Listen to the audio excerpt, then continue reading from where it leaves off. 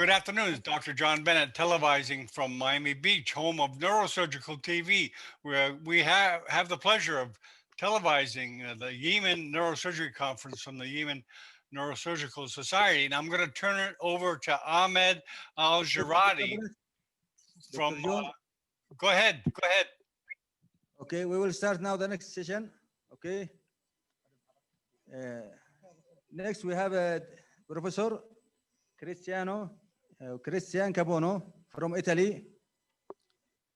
His lecture will be the decision making in surgical or non-surgical treatment of degenerative disease of the spine.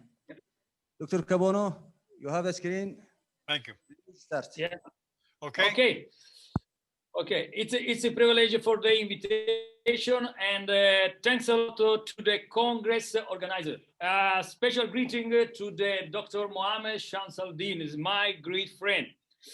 Okay, so I decided to talk about a topic that we sometimes take for granted, but instead we must pay close attention to the numerous surgical review we read in the literature. Is a very, very problem. I think that to obtain optimal clinical results, we must identify an individual therapeutic path for each patient. It's very essential. Therapeutic decision about the patients must be reached by discussion together before considering surgery. It's probably no surgical. It's possible all surgical procedure.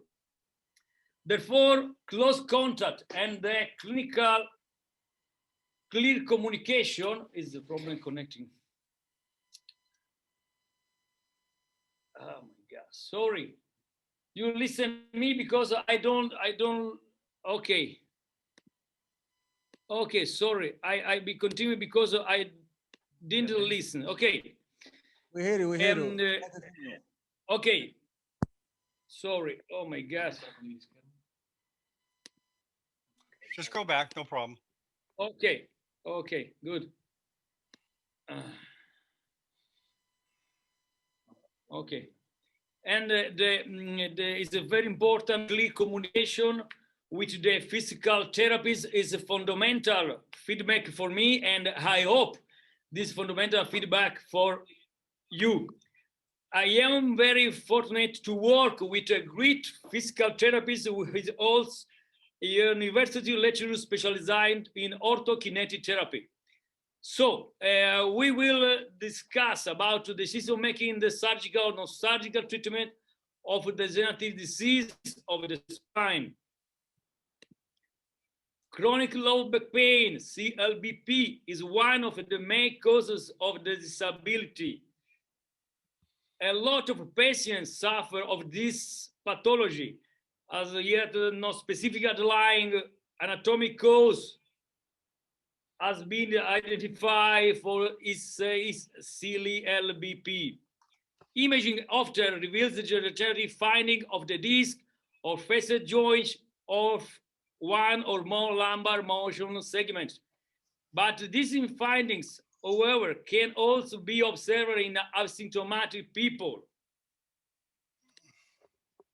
The causality of non-specific spine pain is very complex, and SLBP should not be regarded as a diagnosis, but rather as symptom in patients with different stage of impairment or disability. However, it is essential to emphasize that a causal link between all or more of this disorder and the clinical condition of a particular patient should not be taken for granted. I think that there must always be clear correlation between the clinical condition and the diagnostic imaging result. The patient should be evaluated in a multidisciplinary setting, and the treatment should take place gradually starting with the least invasive treatment. For me, this is a new concept idea for approach the spinal pathology. It's very important to break down the symptom of the patient's pain. It's not good. Look at MRI and then tell the patients this surgery or no surgery is no good, is the great mistake. The cause of the pain can be multiple: muscular, facial, discogenic, mechanical, postural, biological factor. Is very a lot of causes. The surgeon must not focus his attention of giving or not a surgical indication, but must get used to break down the pain. Is very focused. How many bed MRI do you we see, and these patients very well? A lot of people or young people come in my medical office every day to visit the young people, but MRI is good, but the young people is not good, is normal. So there is not always a correlation, and this is the reason for the numerous surgical revision that are made. It is not good. For the surgeon must be the director, the neurosurgeon, the spine surgeon must be the director of any therapeutic pathway for a patient suffering from a spinal degenerative disease. For this is my idea. To obtain optimal clinical result, we must identify an individual therapeutic path for each patient. The therapeutic decision about a patient must be reached by discussion together always before considering surgery. Therefore, close contact and the clinical communication with the physical therapist is fundamental for me. No, the growing trend of lumbar spine pathology is necessary because together spine surgeon and the physical therapist have the best clinical set to develop the correct treatment. It's essential that there is the direction discussion with the physical therapy before making any treatment that is all surgical. Every patient must be each decision, each therapeutic path is very important. Now we speak about this new concept, Dr. Bocca.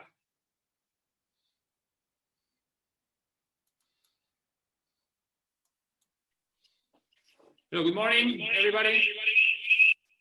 Can you hear me? Yes. Okay. So first of all, I would like to thank you, the Congress organization, for this opportunity, and Dr. Christian Capuano. Excuse me, you have to turn the mic. You have two microphones on. You have two microphones on. You need to turn Just 1 the minute. microphone off. Just want to mute. You hear that echo? It's because you have two microphones on. Okay, I think it's gone. Right. Can you hear me?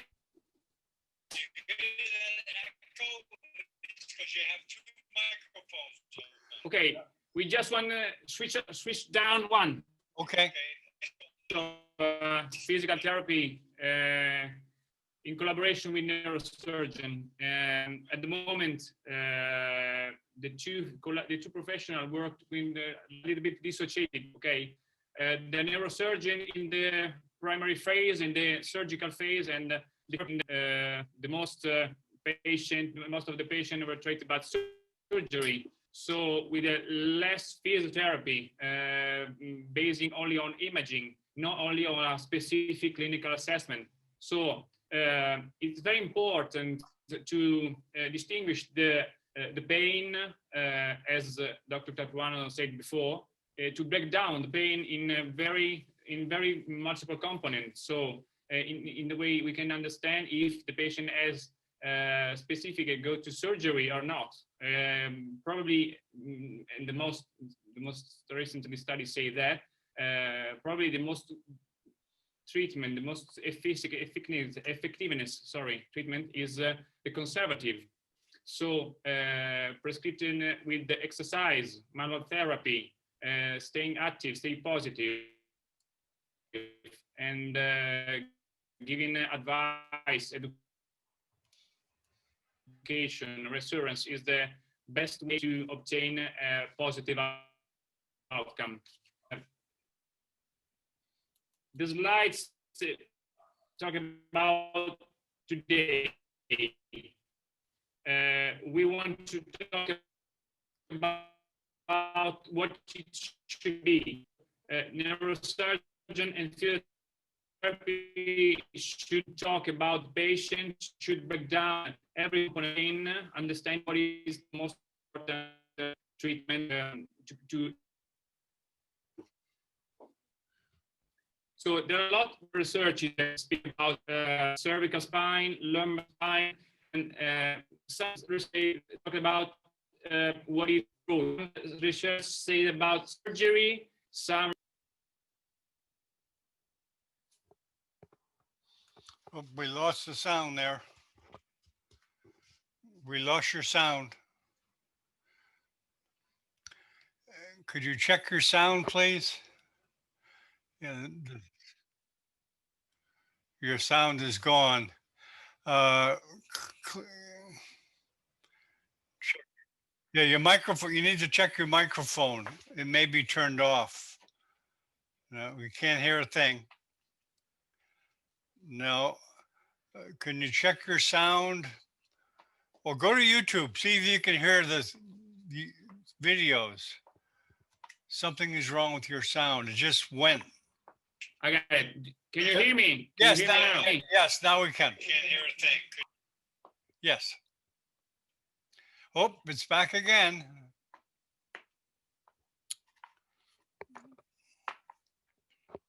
Still no sound. No sound. Ricardo.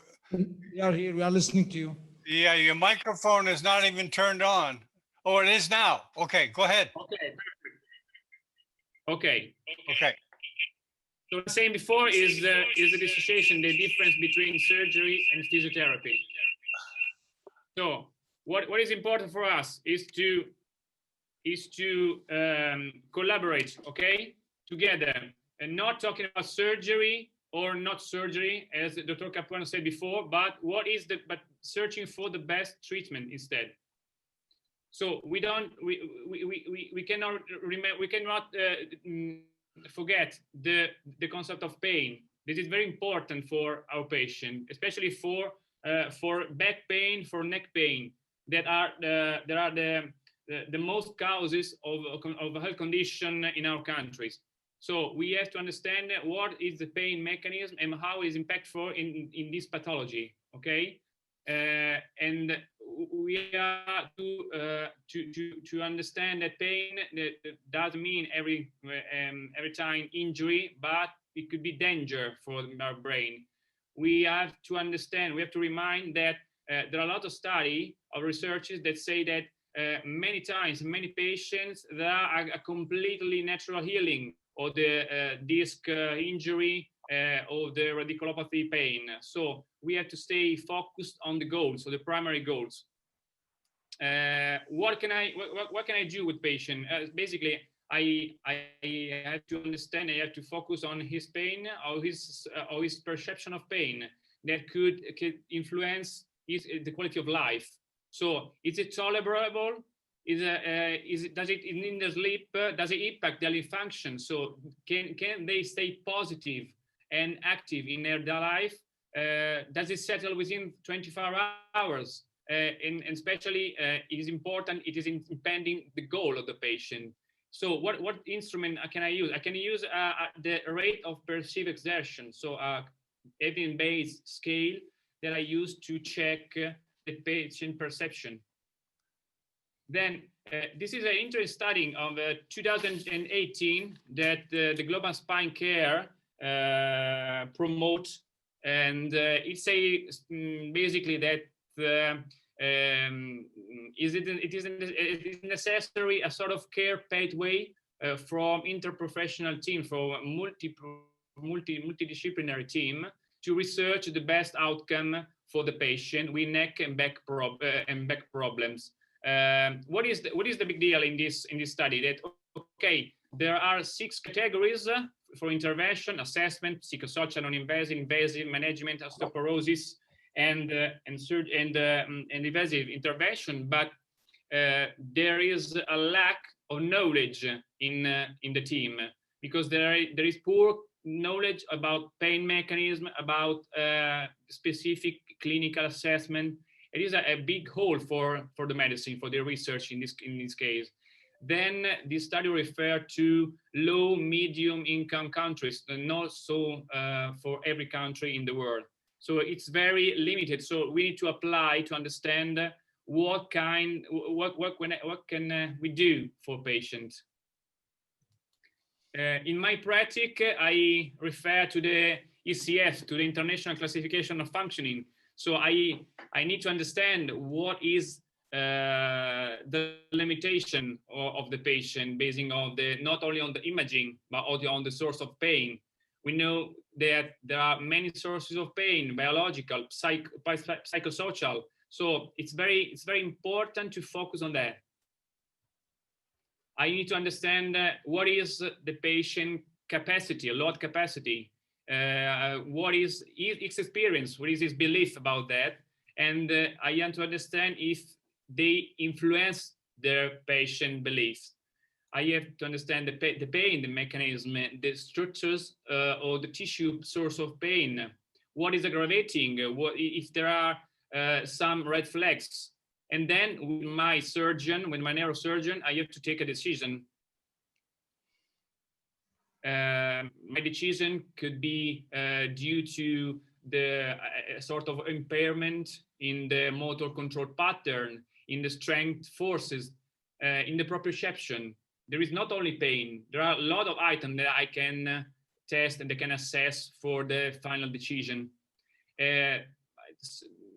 Usually I use evidence-based tests for radiculopathy or disc injury. Like for the cervical spine test, the flexion compression and the extension compression, if I mean about radiculopathy, and the distraction compression injection if I want to work about disc injury. For the lumbar spine, I can use the shear test for the anterior or posterior instability in sort of spondylolisthesis, of spring test if I want to test about the structural, mechanical structure of the lumbar, or for the radiculopathy, SLAM test, the CHEM test, or the SLR.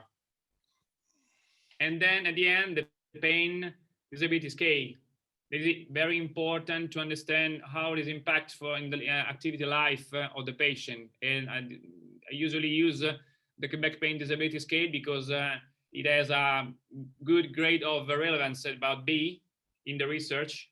And then we finally arrive at our algorithm. So it's very important for a patient that has a suspicion of spine disorder, go to medical, to neurosurgeon, and after having a specific clinical assessment, not focused on the but correct assessing conservative treatment, keeping a follow-up for about 4 or 5 weeks, about 5 of waiting, observation, and then in case no improvement, Oh, no, okay, I have 3 minutes. go to neurosurgery. Can you hear me? And Yes. We have 3 minutes, okay? You have 3 minutes. Well, you cursed him. He went off. I think he may be able to come right back in. There he is. So we can finish off.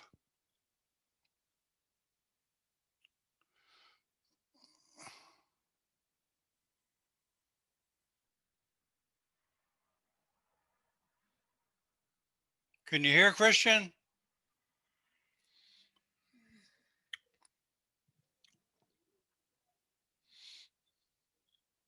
I think he is not hearing. Yeah. Just give a minute, see if you can finish off. Okay. You listen me? Yes, Okay. but now we can hear. Go ahead. You got 3 minutes, okay? Okay. Yeah, 2 minutes. Okay, I finish. Thanks. When the decision is spine neurosurgery or spine procedure, the surgical procedure, I can choose the type of the surgical decision, or is possible choose the general anesthesia or wax surgery. I can choose the new technique or minimally invasive surgery, which is microsurgery, endoscopy, open surgery. But this is no problem, because I think that for each patient is necessary the good technique for the patients. I can choose a different approach, anterior, posterior, combined approach, or lateral approach. But I think that the good neurosurgeon must be choose the good result for the patients, and for achieve the good result, because for obtain a good result, the surgery must choose the good technique, good approach. For me, this work is very important, because any therapeutic decision that may also require surgery must become considered for each patient. This new approach over the years has led to excellent result, equally about to 95%. Okay, we have Thank 1 you minute. so 1 much. minute. Thank 1 you minute. for attention. 1 minute, please. Okay, I finish. I thank you so much. I thanks for my great physiotherapy, Dr. Bocca, and for attention, your international people. Thank you so much. Okay, Ahmed, it's all yours. And shift to other speaker. Okay. Okay.